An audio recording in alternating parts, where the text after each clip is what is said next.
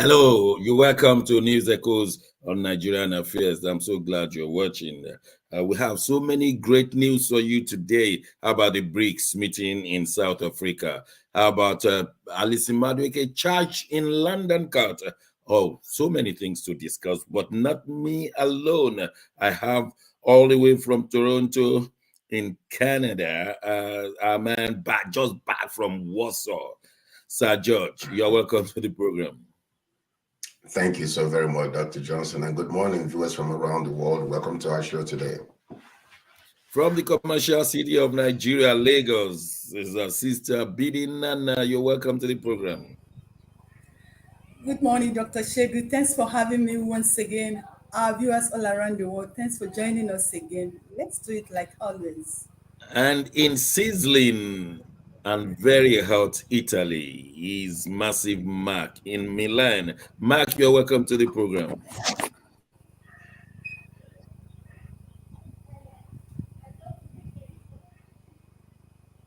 Mark, we can't hear you.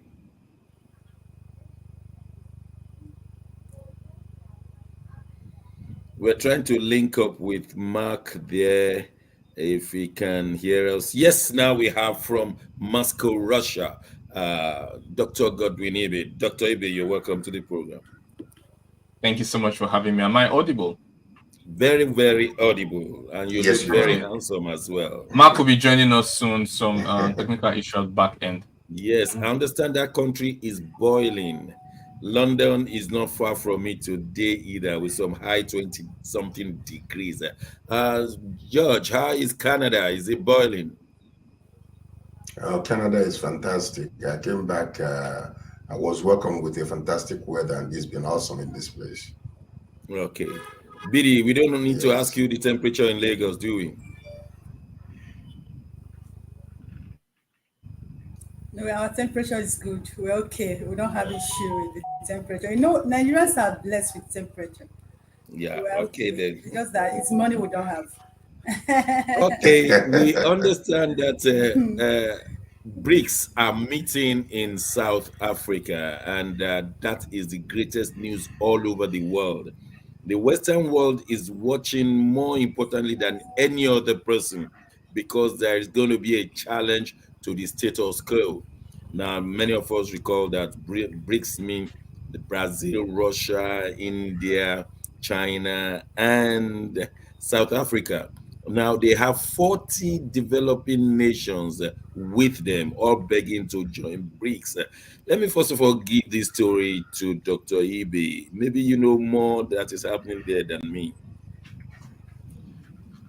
Well, I think the news surrounding Bric is pretty much popular at this point, so you may even know more than me. But I can give you some tidbits about what the latest updates from the meeting and how we perceive it over here. First of all, we understand that Brics is pushing for multipolarity.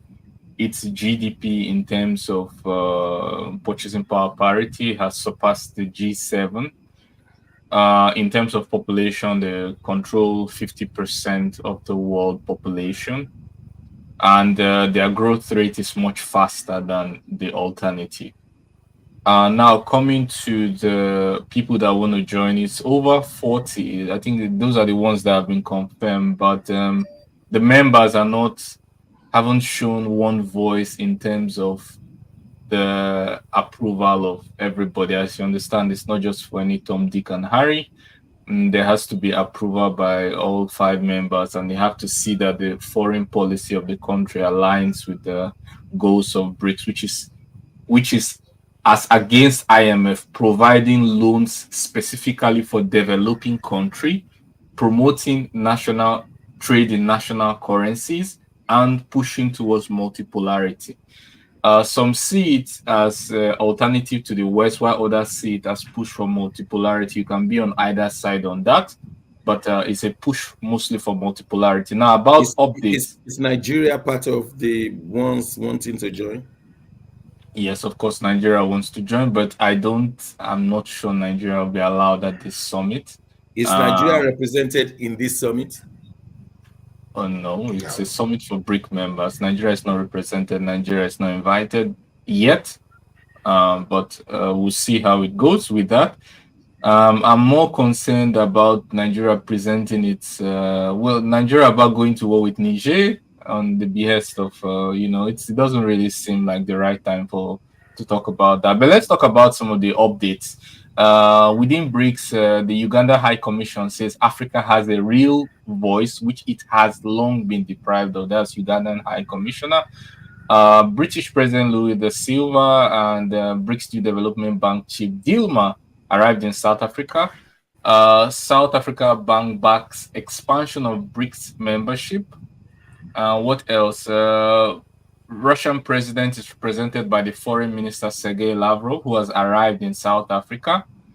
What else? South African President Ramaphosa received the Chinese president Xi in Pretoria as part of the Brics Summit. And what else? The chairman of SADRC Chamber of Commerce says that all country really needs the DRC. We're talking about the Democratic Republic of Congo.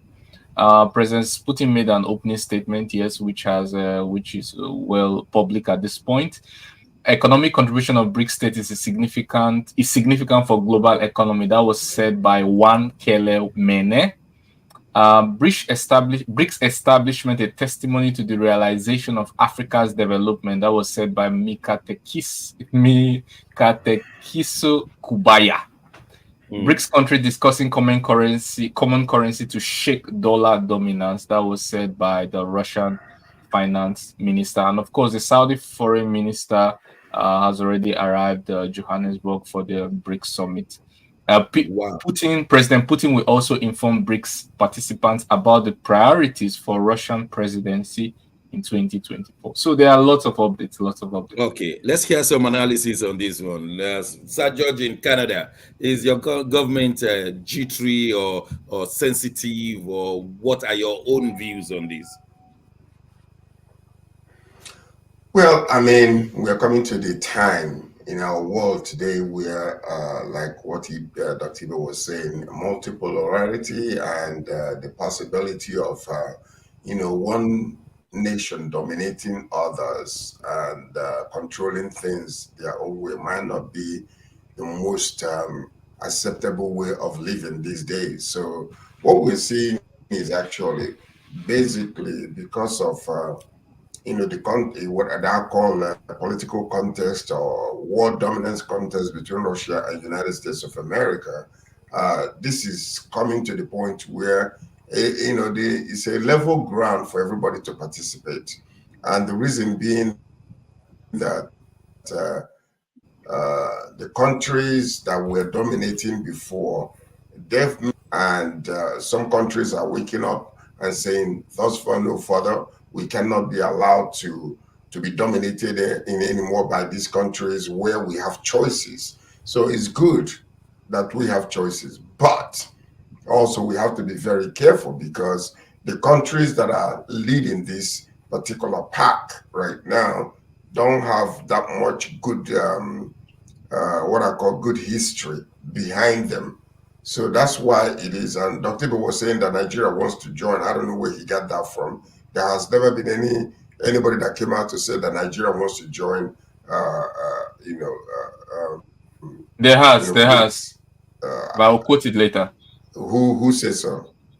Okay. First of all, somebody else. Yeah, government official. Yes, of course. That's the ambassador of Russia ambassador of Nigeria to the Russian Federation. He made it very clear that Nigeria wants to be part of BRICS. Okay, it will have become. This was coming from the government in Nigeria or from his own personal opinion, because I haven't had any. He's a government official, of course. He's a government official. Yeah. So. Well, the reason why I'm saying what I'm saying is that most times people make statements based on fear or based on the status quo within the where they are, what in the world is going on. Okay, thank you, George. Okay. BD, why is your country not interested the reason why in I'm saying Russia that. to join? Besides the point, I think it's a. Go ahead. I was just asking Bidi. Nigeria doesn't appear to want to rush. Is it a kind of political decision within the political leadership, or Nigeria does not have the wherewithal? We still lean towards capitalism. We lean towards the West. We all most of our leaders are elected from the West before the stories of manipulation within. So is that the reason why we don't want to join, or we simply don't qualify by the standard of the BRICS? Why they've not joined? I wouldn't say they. I wouldn't use the word they don't want to join. Why they've not joined? It's obvious. What is the intention of BRICS is to rescue power from the United States. Do you understand? And Nigeria, you should understand the relationship between Nigeria and the United States of America and Britain. And these people are not part of BRICS. And these are the people, if you look at it, the BRICS is trying to unseat. So Nigeria jumping into BRICS member might not be that easy. Yeah, I read when the ambassador to Russia made that statement. But me, I think that statement is coming from the side of political statement. What do you expect him to say? He's a Nigerian ambassador in Russia. He should say something to his master, at least to soften his stay in Russia. Nigeria have not joined. It's just one thing. This Yeah, BRICS is against maybe America and maybe we against don't even Britain. qualify. No, I disagree to that. We qualify. What is it? We have what they are looking for. The Russia, the China, their all eye has been in Nigeria. It's just this thing I told you. Our masters, the Britain and the America, they have a very good relationship with Nigeria. So Nigerian jumping into BRICS just like that might not be easy. Even if they want to join, it might be difficult for them to come up with Okay. that decision. Secondly, Okay, look at what is happening we'll leave it in at that Niger. until Look next at week what is or happening in Friday when they might have finished their meeting. But I just want to ask Dr. Ibi, do we have what it takes to join them or not?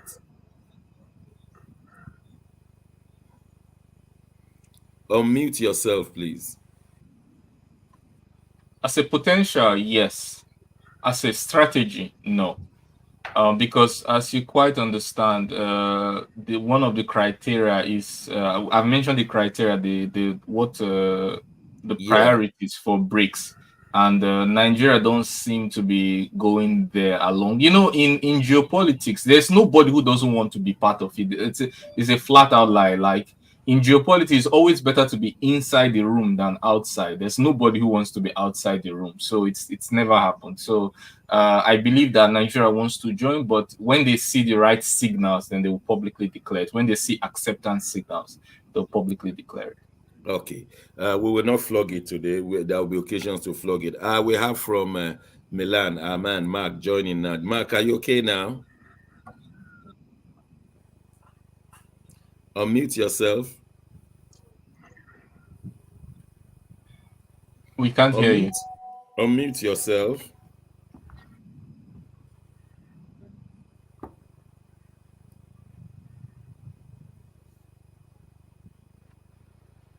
Can you hear me? Yes, we can hear you now. Yes. So how are you doing now? Oh, so I'm sorry for all this. This is what happens when you have our weather condition very, very hot. We're melting here in south. Global warming. Yeah, this is it's real serious. So gadgets. I have experienced it. Honestly, I have experienced it. Yes, my gadgets, telephone machines. just collapsed and says yes, encoding machines and everything we use for work is not running smooth.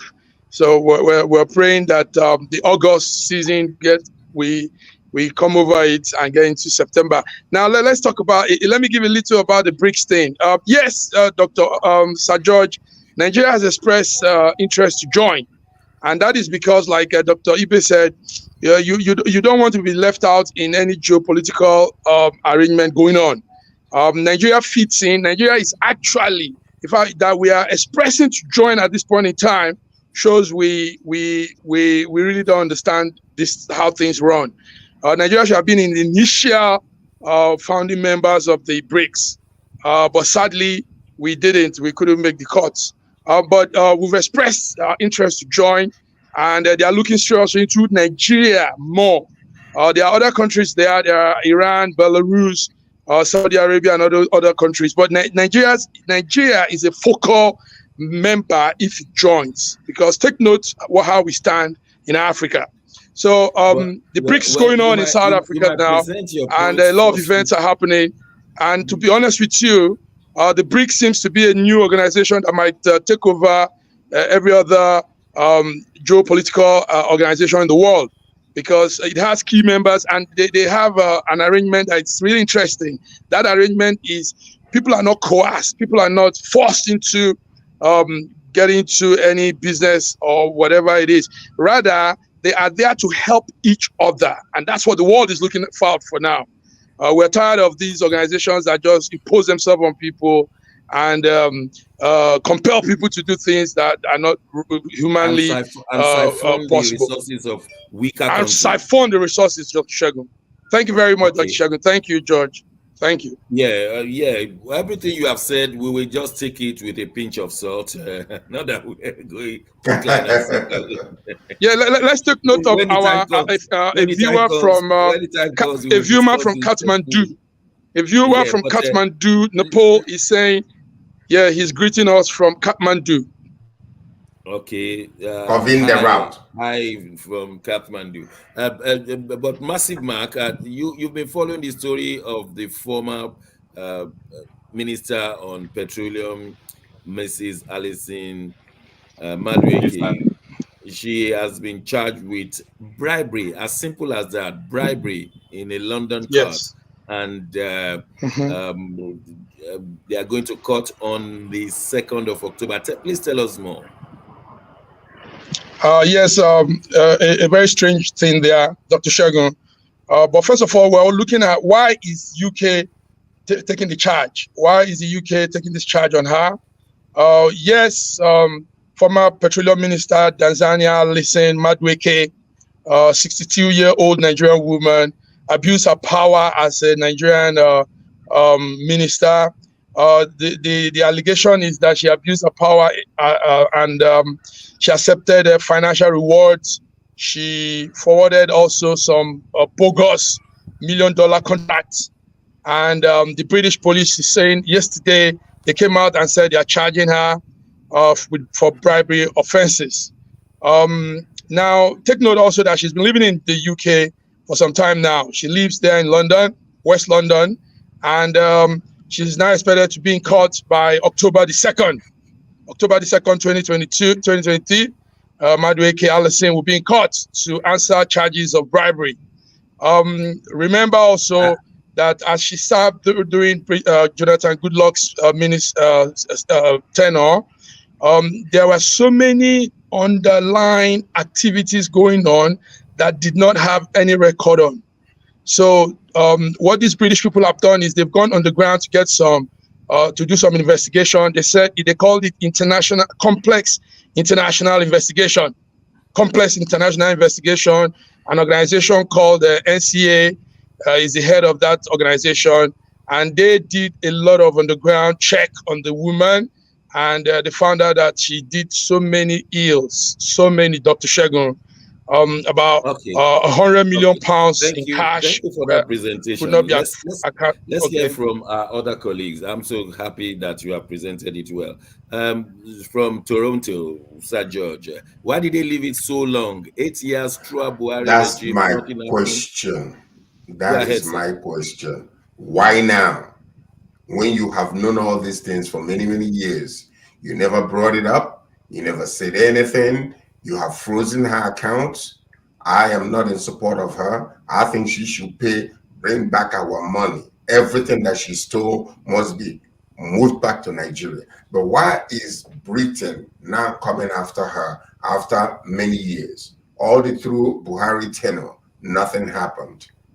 Even Buhari, who is the master, supposed to be the pseudo master of corruption fighter, They left it all through until right now, and they're going after her. I believe there is some insidious strategy that UK is taking. They want to take that money because they have frozen that account. So there is a reason why they're going after her right now when they have left it for 8 years and never said anything. All of a sudden, they're coming up with all these things. They've known this for many years. Who bribed her? How come they did not know about it from the very beginning? Who benefited from all those things that happened to her? So anyway, sometimes countries are doing certain things they're doing, but the underlying factors behind it might not be well known. But I believe there's something. I don't think we're fools anymore. We are not fools anymore. We too we need to challenge some things. BD, in Nigeria, is this taking a front page place, or we are just the only ones shouting diaspora? It's the main story in Nigeria since 2 days now. It's the main story. Everybody, the woman has the way of pulling attention. It's what all the media houses are talking about, what everyone is talking about, all the social media is talking about. Like a Massive Mark said. Now, I want to ask, why the British, why are they charging her? Is it their duty to charge her? That's my question. And now, second, even if they should charge her, do you know when this thing happened? That was in Jonathan regime, and Buhari has ruled us for 8 years and left. So there's something behind this thing that is just coming up now. When Nigerians were shouting that this woman took their money, all the newspaper, everything, what did they do? They kept mute. They did not do anything. All during Buhari period, they kept mute. Why now? It means there's something we don't know about these charges in the UK government. It's not in their place to charge her. If they should charge her, of course she should be charged, and she has been charged. It is the duty of Nigeria. Remember, we are a sovereign country. Now, talking about this, we have a lot of Nigerians who have stolen the money of Nigerians, have houses in. Why haven't not charged those ones? Just about a few months ago, it came up that Tinubu's son bought a house that was in dispute. What did they do? They turned a deaf eye and deaf ear to that story. They didn't say anything till now, which means this thing, there's something like I call a witch hunting. Yes. Maybe they call it selective justice. They select who they want to have justice. Selective justice. Not even selective justice. No, I think it's witch hunting. Not even selective. This is witch hunting. Well, Nigerian government. Why are they witch hunting her? Why now? Is it now she why committed will they that crime? witch hunt? Why are they When witch now? Now, excuse me. Is it now she committed? When Nigerians were shouting, going, why didn't they send her back? Why didn't they stand up? Why didn't they? Why now? That's what I'm asking. Okay, Yes. Dr. Ibe. But they have all these billions lodged in their account, they can be using to do loans and everything and make massive profit out of it. What would you want them to send her back? What will happen to the money now? Dr. The money Ibe, will go back to Nigeria. Why does the Nigerian government disgrace itself? We couldn't prosecute Ibori. They had to prosecute him for us. We couldn't prosecute Alame Siga. He had to escape from the prison. Why is it that we don't see that Dizani has stolen us dry, has stolen us blind, and yet she finished with Jonathan? Nobody raised any eyebrow. Not until the Buhari regime came that everybody started saying she stole. Why do we disgrace ourselves from outside? Unmute yourself. It's all part of the theatrics, all part of the performance. I wonder, like, so when you steal money, when someone steals money, you don't it's so large that those money are so large that they're not, you can't, like, even if you can't even hide it in a briefcase. And most of these transactions are made through Swift, which the US and the Western intelligence monitor, at the very cellular level, atomic level, they monitor, So when you see billions, trillions moving out, there's no way that the West don't know about it. And you should understand that when a money that is stolen, even if it's returned back after 5 years, it has a value, it's lost or gained within that period of time. Even if you put it in fixed deposit and put it for 10 years and then you return it back, say, oh, I didn't know. I'm just they've made 10 years, made 10 years of profit on top and return your money back. It's just like when you want to get citizenship or permanent residence with all these green card or golden visas. They take your money within 500,000 or whatever they take these days. They keep it for 5 years, make use of it in the economy. Yes, and return it back to you. Isn't it so? So this stolen money, the only thing is that this stolen money, they don't give green card with it. They don't give visa with it. Nothing they give. They just use it. And then when it becomes too noisy, it becomes in the public, they begin to, what can we do? How can we correct the damage? The optics is not so good. And then they return bits and pieces. And the bits and pieces they return is the one they tell you. You don't know the one they did not tell you. The one they did not tell you will just quietly, that's it. So all these things are all part of the performance. There's no this real sincere desire from the West to stop money laundering. There's no real desire. The way you put it, no. And also the contract that is usually signed. How many of those contracts go to China or go to Russia? We know predominantly they're either Dubai or the Western companies. So you understand that there's no way they don't know. Both the person doing the deal, you understand that any critical deal that's made by a company is part of national interest. So the foreign ministries are aware, and definitely diplomatic channels are open, and the presidency is aware. So there's no big deal that is not in the government is not involved in. So it's all part of that. I mean, the one you said on they will just return your money without an interest is interesting. So you take your money. For instance, Abacha stole $5.1 billion. They have returned about 3/4 of that, but without any interest. So how about the interest on that money? I never saw it that way. There. It's in the cloud. It's in the cloud. Well, we'll go on a short break. When we return, to war or not to war, that is the question. What's the position of African Union? What's the position of the Northerners in Nigeria right now? And what's the position of the team that has been sent to Niger? We'll be bringing you all of them in a minute. Don't go away.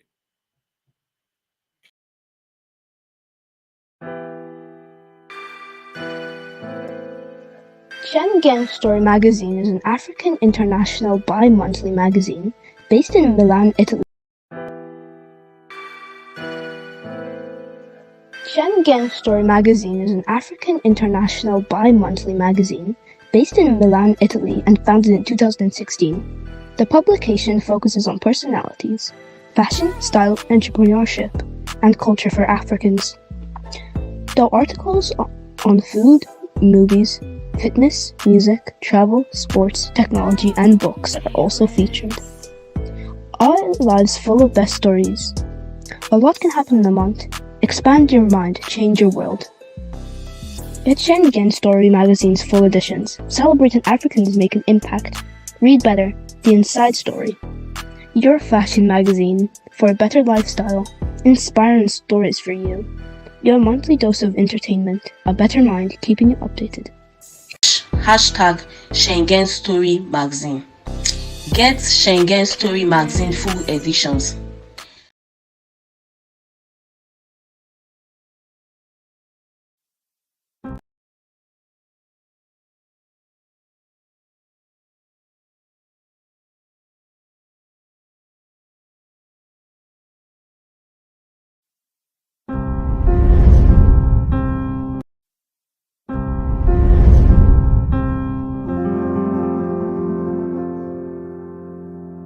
Alright.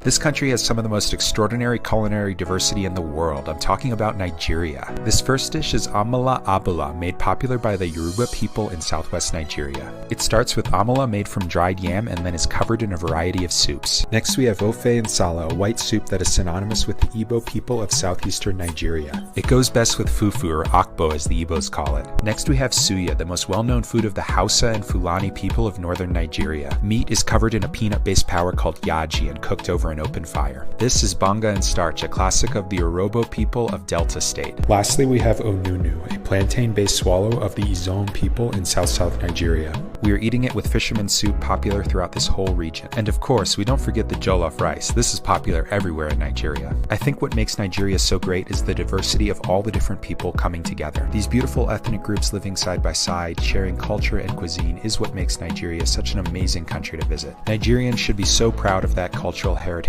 as there is so much more that unites than divides them.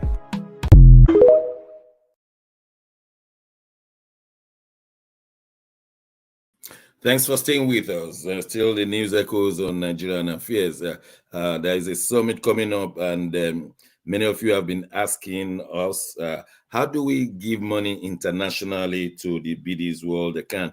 BD, you just want to tell us this procedure of how to give money into this business summit that is coming up?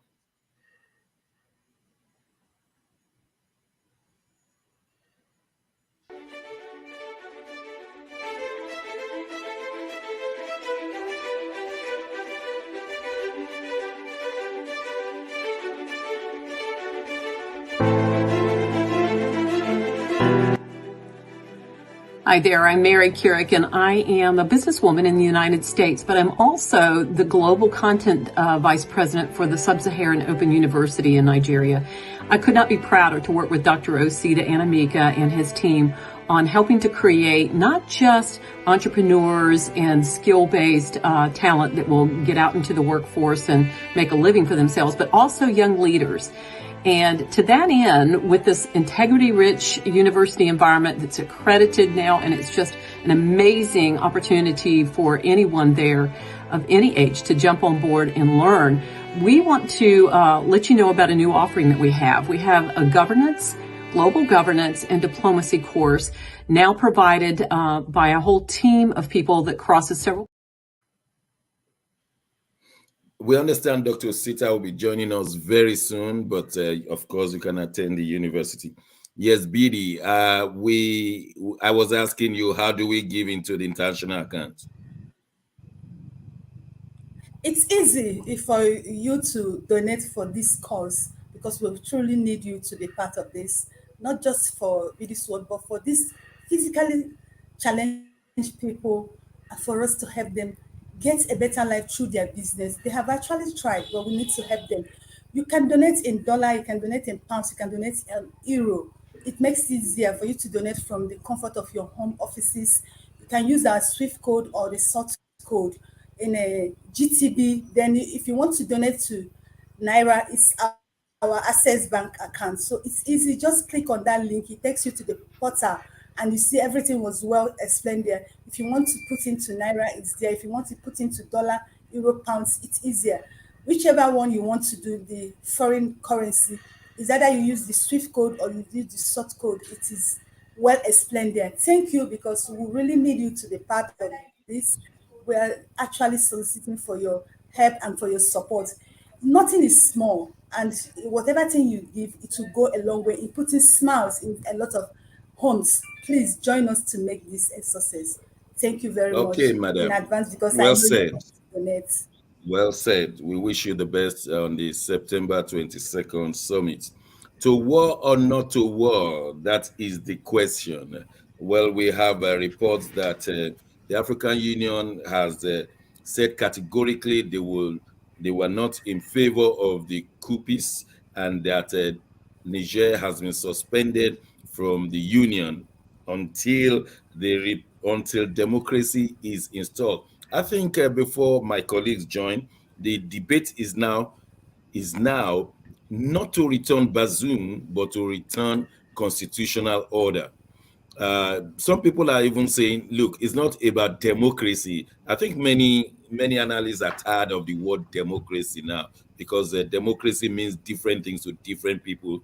It means a different thing in America, and it means a different thing for Americans looking at outside countries. So people are no longer interested in using the word democracy. They want Niger return to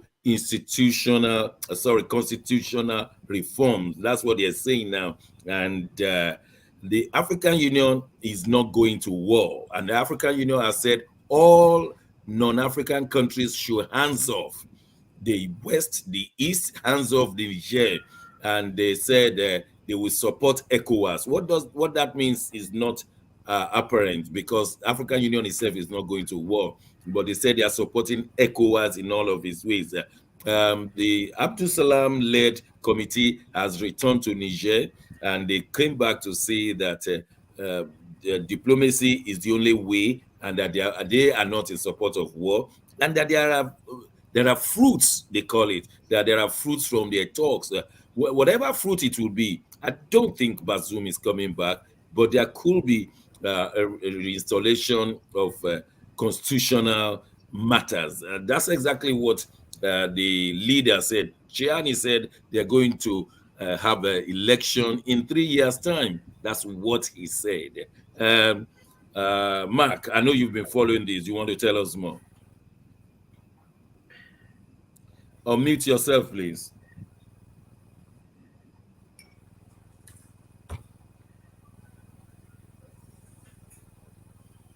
We can't hear you. We can't hear you. Okay, while we're trying to, have you managed to unmute yourself? No.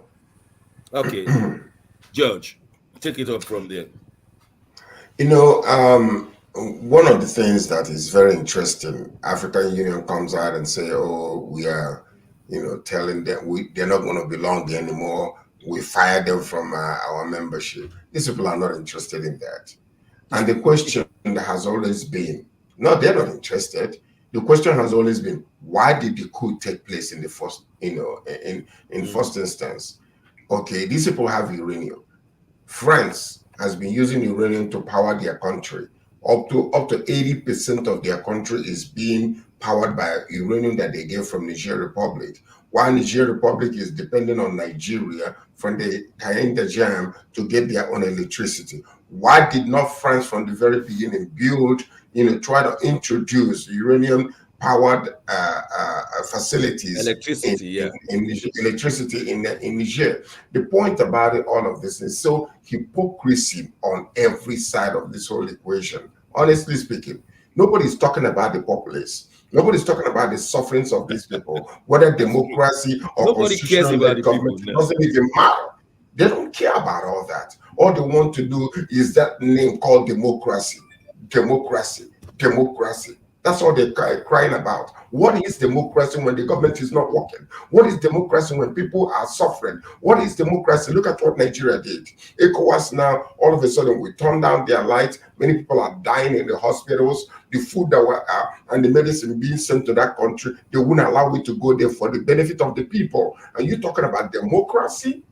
That's nonsense. That's democracy. When you really talk about it, they need to start thinking about the population, the people that are dying. The food that is being transported from many countries into Niger Republic, they are spoiling. People are losing money. People are dying of hunger. And you're talking about democracy. What are we talking about here? And then all of a sudden, African Union said, oh, they're not going to be our member. They don't give a care about all that. Because before you know it now, Prigozhin is going to come in. And that's another situation that you're talking about. There has been signs of, planes, bringing some people in or around the countries. Chad is sending, troops into the land. So if they're attempting a war, it's going to be hell in West Africa. So they better watch out what they're doing and think about the people. That's my own interest. Thank you, sir. Dr. Ibe, democracy doesn't bring food on its own. It is what you do with democracy that makes life easy. Membership of AU does not bring food on its own. It is a corporation. So what is African Union really saying? Well, alluding to what Sir George said, democracy, what is it? Government of the people, by the people, for the people. And the idea of democracy is that the country is sovereign and the power is in the hand of the sovereign, and the sovereign is the people. Where the people don't matter and they are just statistics, then obviously you have broken the foundation of democracy, because the sovereign doesn't lie with the people. So it's no more democracy. Now, I would like to point to you some very important things in this affair. Number one, African Union can say anything they want, but action speaks louder than words. Same with ECOWAS, same in Nigeria. They tried an action, helicopter flew into Niger, and it was immediately shut down. They didn't no, there was no calls made, no consultation, diplomatic channel. They just brought it down with advanced anti-aircraft, ammunition. Technology. Yes, so they don't produce that. It's clear who supplied them that. That's Who not is the that? first aspect. Leave that one. It's an advanced nation that can produce such. So you can figure that out. Sir George. Number two. Go on, Dr. Ibe. Number two. I would like to bring to your notice that we have been speaking about uranium, but uranium is France's problem. If it was just uranium, US would not be so involved in this. There's a pipeline, when Nord Stream 1 and Nord Stream 2 were blown up and they were jubilating. The reason for jubilation was because an alternate backyard deal was being made from Nigeria to pass oil through Niger Republic. Yeah. And that pipeline is in US's interest. Algeria. Also, yes, through Algeria as well. And US also has drone bases. I think the largest in Africa. It was the largest in Africa. But now they're evacuating those drones. So those are the main US interests, and then the main France's interest. So together they have, a common motivation to really fight this out. And so you can see the motivation behind the war. Now about our commander-in-chief in Nigeria, Bola Ahmed Tinubu. Well, we understand that the EU said the election was conducted with a malpractice or what, and then the US said it's a model of democracy. Yes, so we already have some hints on so there's the need to legitimization of the tenor exists. So let me move to the next one. Also, before the sanctions were placed by African Union, the United Nations have already declared that there was famine, food and medicine scarcity in the country. And then Nigeria helped by turning off the light, to allowing food to spoil and people really, really suffering. Now, the last but not the least, the geopolitical powers involved is not only China, US, and Western interests as a whole. We also have Russia and China. China has landed supplies just recently to one of the countries. I think it was Guinea, or so it's a Guinea or country like that, in towards the eastern part of Eastern Africa.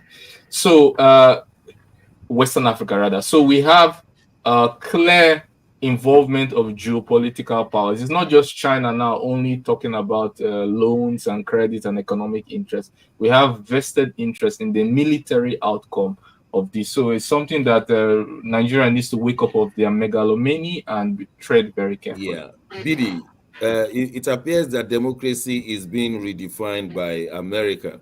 In America, democracy is government of the people, by the people, for the people, so to speak. But in developing countries, it appears America is defining democracy as government that does the will of the people of America. That's how it appears. If they do the will of America, then that's democracy, whether it is military or not. It appears that's the only way now. Is that why we're having this problem in Niger? Of course, that's why we're having the definition of democracy in Africa is the government of selected few to aid the interests of their American and their past colonial masters. That's just the definition of it. Now, what I want to say is this: African Union, ECOWAS, they should be careful. The thing is that what I've seen in what is happening in Africa now is that these people just stand up and they speak. They don't analyze what they're saying. They don't weigh the immediate effects and the long-term effect. They just stand up and they talk. The African Union have said they suspended Niger. Now, ECOWAS said that the next thing is to use force. If they exhaust all the tactics, that the next thing is to use force. What African bodies are doing is to weaken their relevancy in Africa. And they are giving China and Russia more power, drawing them closer. That's just what they're doing. And they should be careful. I'm telling you. Because the thing, like Massive Max said, I'm so surprised that you call yourself African Union, you call yourself ECOWAS.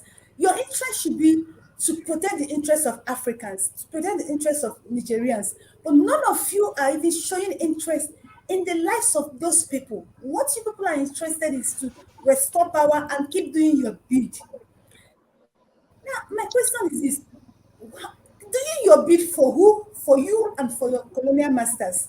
That's too bad. Let them continue. But like I said, they are making themselves look irrelevant in Africa. Watch how it's going to play out. And they are drawing Russia and China more closer to get more involved in Niger and Africa as a whole. That's just what I see from one power to the other. Massive Mark, we hope you can talk. Very good. We can hear you. Yes, sir. The African Union is a governmental structure. And like all my colleagues here have said, nobody is talking about the Nigerians themselves. Look at Nigeria. It has stopped electricity, has stopped food from going there. And they're not punishing the leaders. They're punishing the Nigerians. And I'm shocked that the Nigerian government can do that. Really, really shocked. Is that the way to go? That's not the way to go, Dr. Shegun. Dr. Shegun, let's go back to African Union. Take note that this present-day African Union organization was reconstituted in 2003 the year 2003 by then Muammar Gaddafi. Now, what we had before was OAU, which was inaugurated in the 60s, late 60s. But that was disbanded because they didn't live up to what their aims and objective at that point in time. The OAU was initially arranged by the then President Nkrumah of Ghana and some old nationalists back then. So now where I'm going at is AU is not helping issues. They set up this AU, this present African Union, to help the African countries, developing African countries. And like George said, and everybody have said here, Africa is in deep mire. Africa is in deep squalor, poverty, and suffering. And these so-called organizations that should be a source of alleviating the life of the African people are the ones now making it hard for them again. So you wonder why they will inaugurate these organizations and they don't live up to what they are supposed to do. So AU said everybody should cut off from Niger. Everybody will not have dealings with Niger. Now that's not the way to go. That's a country. That's a country that wants a life for their people, for their self, and they want a life that the West doesn't seem to want them to have. So why can't AU, so-called AU, stand up and say, listen, this is our people. These are our people. We see what they are going through, and bring a new kind of arrangement and negotiation on the table instead of abruptly cutting them off their means of survival. You're all talking of the light, electricity going off. As of this morning, checking the news, there's strong sickness in diseases and sickness in Niger. Little kids are now dying out of no health facility, no food, no water, no clean water, and all these things we don't want in Africa again. So, Dr. Shegun, it's a sad thing. Yes, Abdulsalami, the man that was sent to negotiate with the junta in Niger, he's back and he said, nobody wants war. the talk was fruitful. But those things are empty words, because just after his arrival, AU now gave their own sanction. Other people are coming in, but let's see how these BRIC nations will come to the aid of the Nigerians. Sorry, can I add something very quickly? Sorry, I want to add two things. The first one is that the most of the deaths are actually coming from patients dying in the hospital because the electricity was turned off. That's what they said. That's it this morning. Yes, that's it this morning. It's very unfortunate. Secondly, the logistics is being negotiated. Russian military arrived, I think, Liberia. The battle, the war, if it eventually comes, to be a battle of logistics, because everyone are now setting up logistics supply of weapons to Niger Republic. Now, Sir George, ECOWAS will lose its relevance if there should be war, because for the first time, Nigerians' importance in West Africa will be reduced if it is to be intervening in government. And many countries within West Africa may say, look, I don't want to be part of ECOWAS again, because they're not banned to be part of ECOWAS. So that if ECOWAS is going to be telling us what to do, then we don't want to be. Just like the International Court of International Crime Court, you don't have to be a member. United States is not a member. And African Union too may lose membership from this and say, okay, we are not part of AU anymore, because if we are part of you and we have challenges in our country, instead of you to help us solve you are helping us to expand it. In fact, bringing your own position on us. Is that not a likelihood, Sir George? Well, you see, what BRICS came up because of what? Yeah. Necessity is the mother of invention. And if ECOWAS continue to do this, you're going to see a break from some of these West African countries. They will form now something like BRICS that will compete with ECOWAS. I'm telling you, it's going to happen if they're not careful. And that's where we're heading right now. Because you already see some of these other countries that belong to ECOWAS, they're sending troops to Niger, ground troops to Niger. What does that tell you? They are already in conflict with the decision being made by ECOWAS leaders. So they say, so before you know it, it is going to happen if they are not careful, if they are not already, making that decision, to take place as we speak, because we know that there is no reason for them to go to war. Number one, we have seen the pictures and the video of this, the oust president of Niger. He's in good health. All that nonsense they've been talking about, he's dying, he's eating dry rice, chewing bread of hardship. It's not true. What we saw there when he was working with Abdulsalami, he was healthy. So, and then these people are talking about, they're calling for the people, political parties to submit their, submit their forms, for election. They're saying 3 years. The best ECOWAS can do now is to say, okay, instead of 3 years, we give you 2 years to reform the government and bring it to constitutional, rather than talking about this nonsense. They already know they're losing relevance, number one, and they are losing the influence of these international countries trying to use their puppets in Africa, in West Africa, to do their bidding. So the best to do is to think about the people of Niger and begin to bring out, new regulations and things. Stop this nonsense about, restriction of food and the light to this country, because you know what's going to happen? These people now will turn around and build their own dam, and if they build their dam, Nigeria is in serious trouble. They've started building their dam, actually. Watch and see what's going to happen then. If they do that, we're in trouble. Big trouble. It may be the end of African Union as we know it.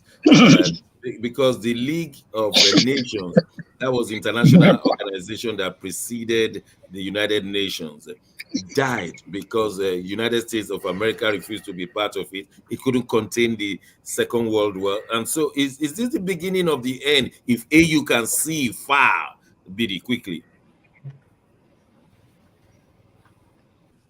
Of course, now that's becoming their end.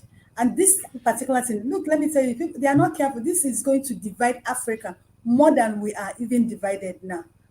Of course, it's going to end them. except they make a U-turn now and do things Dr. rightly. Ibe as well. Africa itself is divided within. We have the Arab Africa. They don't even see themselves as the sub-Saharan Africa. So if certain countries like Mali, Niger, Burkina Faso, all of them now coagulate and say, look, we are forming our own association, is that not the end of AU? It's the end on many fronts. First of all, sorry, just a point of correction. When I said Liberia and as a logistic hub, I meant Libya, not Liberia. But the Liberian president has come out and said that we dare not condemn military coups. We do not condemn institutional coups, which in the name of democracy. So he's alluding to the Western control Thank of you the for government. the correction. Now, if they say dam, if they erect their own dam, NEPA will seize light, but not in our homes, in the headquarters. Because the dam, if you understand the construction of dam and how river flows, yes, so there will be seizure of light at the NEPA headquarters, and also, they will lose relevance basically because there will be alternate, especially the Arab-speaking countries, from the east to the West Africa. Mark.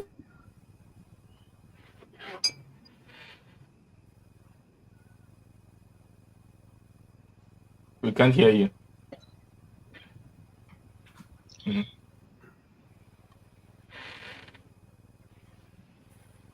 Mark. Go ahead, Mark. Can you hear me? Yes. Yes, we can. So I didn't hear the question, Dr. Shagun.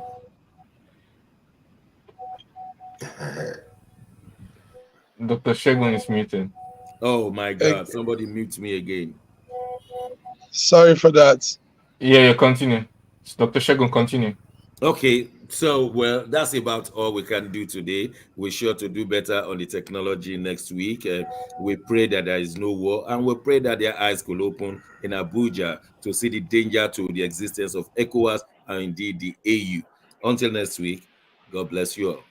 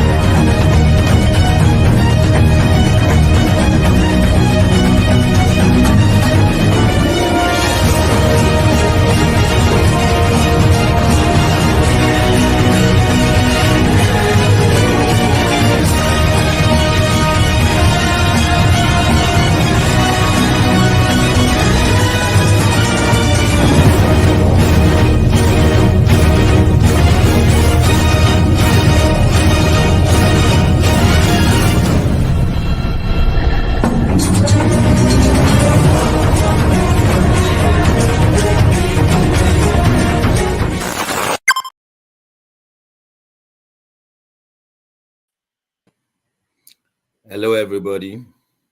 Hello, everyone. Hello. We have this real challenge. Yeah, this mute and unmute thing. Yeah. Is it? Mark, I hope we did fairly well today. On last Saturday, I interviewed this ex-president of United Nations Human Rights Council. And I don't know if you guys saw the video by any chance. No, I need to see that video too. Yeah. How was it? It was good. We had lots of viewers.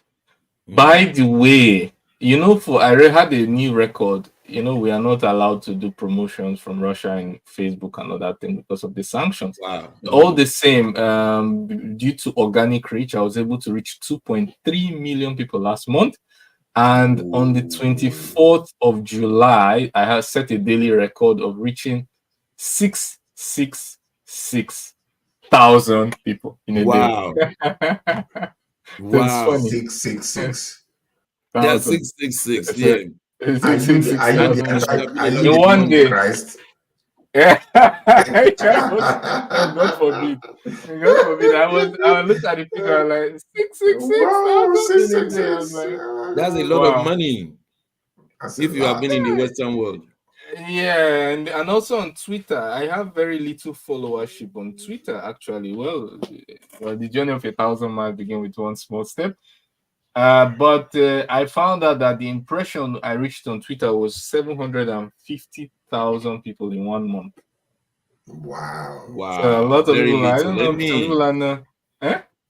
Yeah, I mean the followership is little, but I hope more people who are watching the I'm just page will joking. eventually 750,000 is a lot. That's a lot. That's a lot. That's almost that's 750,000. Yeah. Yeah, in a month. Yeah, I was surprised, but positively surprised. I hope it continues if they do not, if the algorithm. But how can you circumvent that to start making money? Or are you not able to make money right now from that? Because if you No, not really. The thing is, I haven't put it as a priority for two reasons. Because the first one is to influence my views. I want to have full control over my creator views, and secondly, I don't like this like one. I don't like to plan on one offshoot. I want to watch it for a while, and see how over like I understand that in the last 4-5 months I've reached like 5 million people. Wow. But I want to see how it will be over a year, and then I'll put more effort in contacting sponsorship deals and all of that. But for now, I just want to just freely speak my mind, and yeah. Beautiful. I think that's where I am. I can freely speak my mind. That's where I am. Nothing controls me. And I'm very, very grateful for that. Yeah, because there are certain things you will say when they start paying you, they control what you say and how you say it. Yeah. So how did we do it today, though? Did Mark has left. I think Mark will send it in the group. Yes. Yeah, he will send it in the group. Enjoy your meal. In Russian, we say "Priятного аппетита." Bon appetit. Thank you very much. I'm going to meal for my breakfast. Priятного аппetita. Yes. Okay. Bye-bye. I think my next trip will be to Russia. Yeah, you should go. You should go. Let me come and eat with Dr. Ibe. Yes, sir. You should go. I can see you have to run now. Take care. Bye.